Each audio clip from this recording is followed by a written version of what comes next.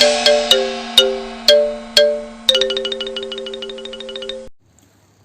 ค่ะเราเป็นยืนตรงนี้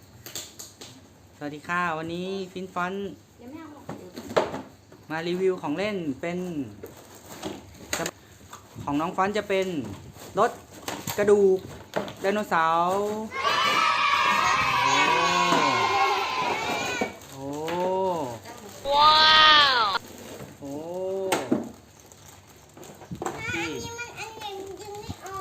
เทียบเลยเดี๋ยวให้แม่ปุ๋ย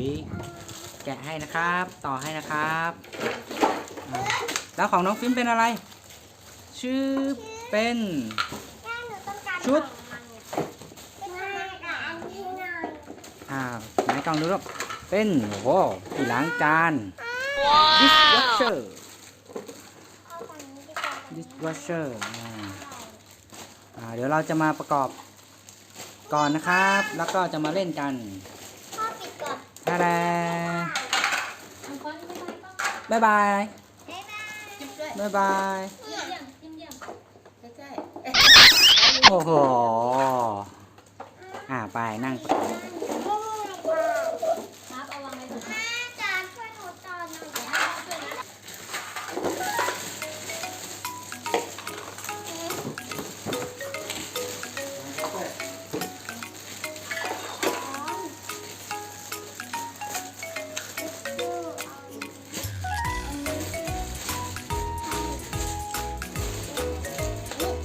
ไหนลูก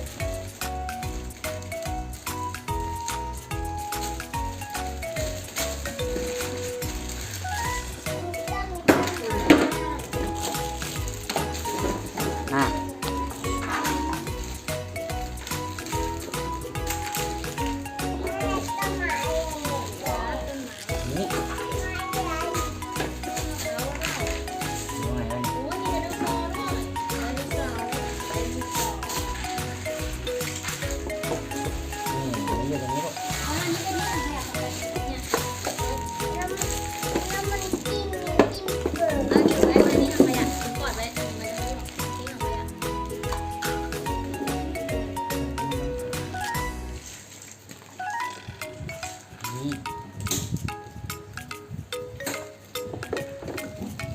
เข้าไปหาไข่ควงไป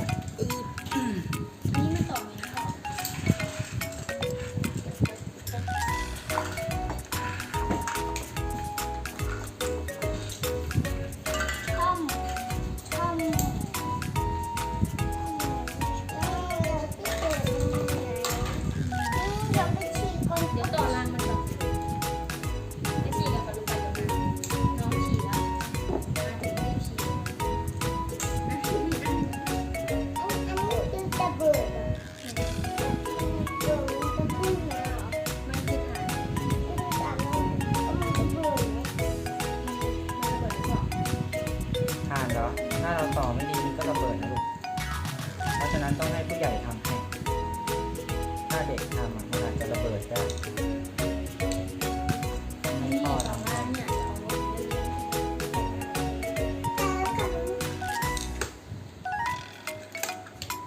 มาช่วยแม่สอนดิ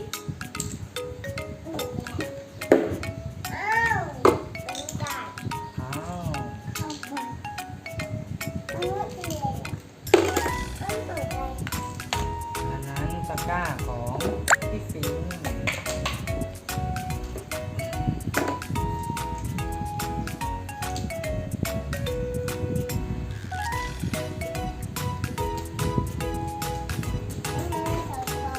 นี่เห็นไหมมันจะต่อเลยนะ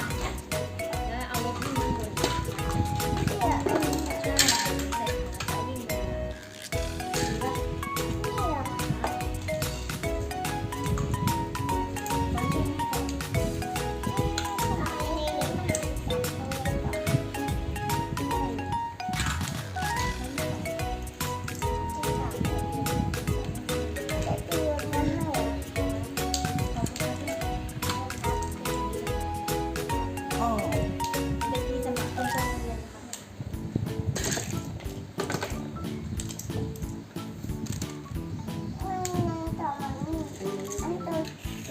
ำลงไป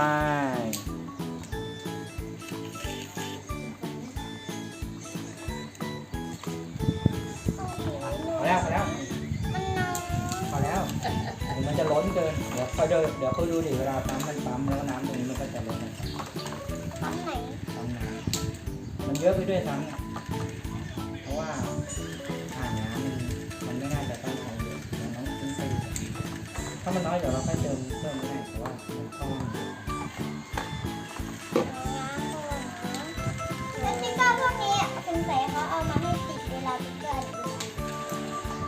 ก็ต้องดูตามรูปอย่างฟันคิทเช่นอันนี้ติดยัง สีแดง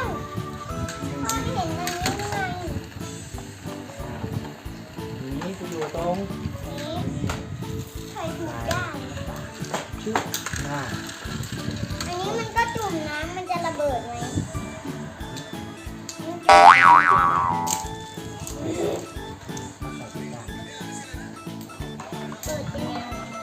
เดี๋ยวเพิ่งเปิดมันปั๊มเลยนะมือต้องไม่เปียกดิเวลาเปิดปิด แม่หนูจะรับผัก เปิดนะง่าย อ๋อดีปะ ดี ดีอ่ะเปิดปุ๊บ โอ้ยหา แล้วบางกล้องให้กล้องได้ไหม เดี๋ยว แต่น้ำด้วย ฟ้าเดี๋ยวหนูเป็นคนชื้อนะ ไม่ล้างนะค ถ้า รับ หนูจะได้กับพี่หนูต้องเป็นคนชื้อโอเคกินน้ กินไม่ได้ไม่ใช่น้ำกิน ำ เป็นน้ำล้างผักลูกเห็นไหมเวลาเราทำอาหารทำอะไรเราก็ล้างให้สะอาดขยายมาสั่ง จะเปิดที่ตัวน้ำมันหมดไม่เอาลงเพราะเราเอาลงก่อน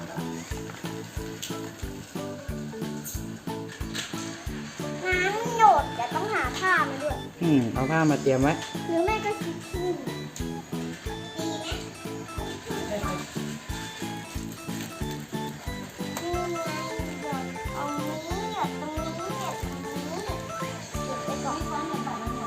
แล้วก้อนก็ด้วยจะได้ไม่ต้องมากวนฉันต้องการน้ำ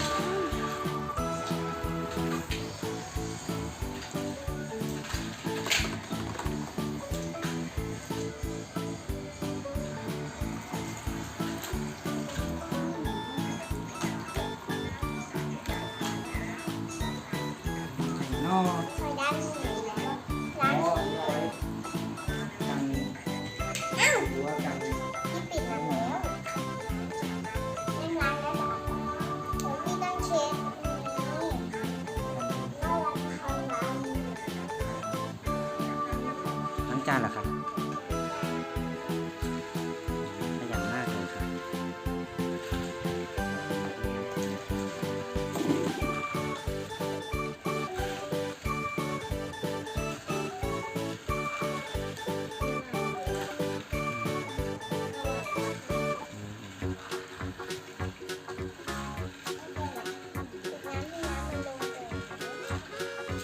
โอ้ฟองเต็มเลย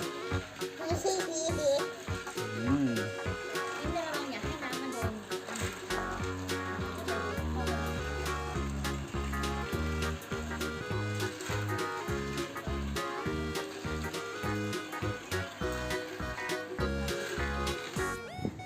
ที่แม่ไก่ทำได้แล้วก็ใส่เด็กแอนแล้วก็เย็น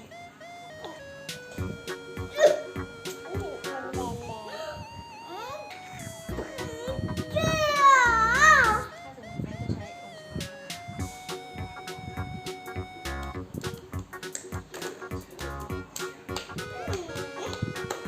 อันนี้หนูยอมน้องละที่น้องเล่นไหวใช่ปะเดี๋ยวน้องต้องยอมหนูไม่ต้องมาเล่นอันเล็กเพราะว่าอัน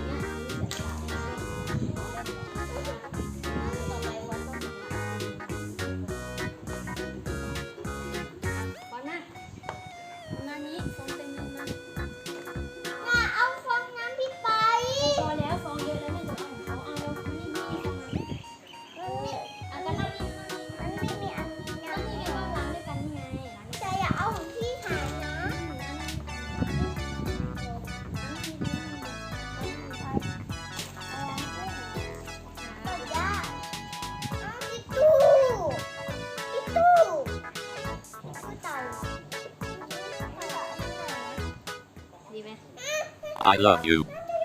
Good idea.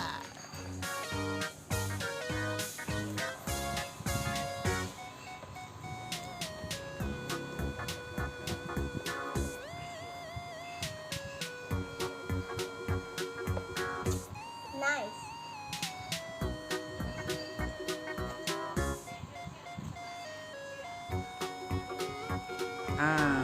สำหรับวันนี้ฟินฟอนบายบายบายบายเพื่อนก่อนแล้ว บ๊ายบาย สำหรับวันนี้บายบายไปก่อนนะคะ บ๊ายบายไปก่อนนะคะตั้งหนัก ตั้งงางบายบาย ก่อนบ๊ายบายยัง ฟอนบายบาย บ๊ายบายตั้งหนักด้วยบ๊ายบายตั้งหนัก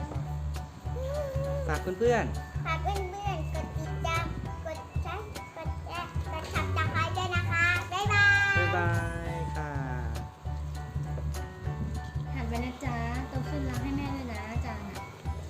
โอเคไหม เหมื ลู อน ก พี่เนยใช่ไหม โอเคไหมคะ ค่ะ